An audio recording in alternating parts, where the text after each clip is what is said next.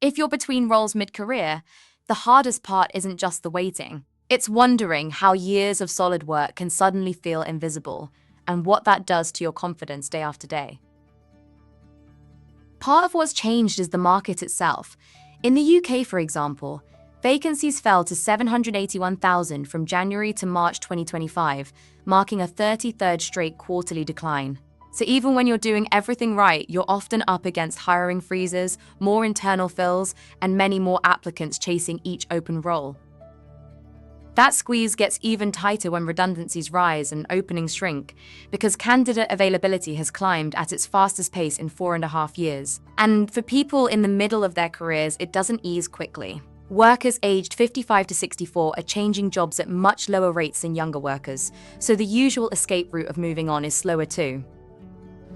A lot of employers look at younger candidates and see lower salary expectations, while someone mid-career can get boxed in as too expensive, too senior, or simply harder to fit into the role they've got open. Then the search gets slower for practical reasons too. You're often less free to relocate.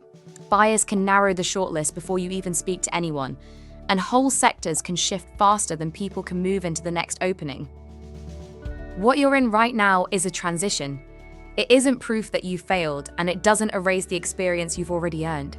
Sometimes the smartest move is a short, practical reset so you can steady your confidence, get clear again, and keep applying from a stronger place. This reset guide gives you a simple structure, so you're not relying on willpower alone. It helps protect your confidence and build momentum again, one clear step at a time. And it stays practical from the start. Instead of putting you through a long training program, it helps you take useful steps right away.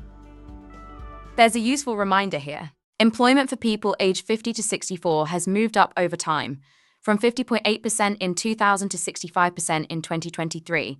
So experience is still very much part of the workforce. What this guide does is help you turn that experience into language the current market can recognize quickly, so your background comes across as relevant, clear, and ready for today's roles. That pressure shows up in hiring data too.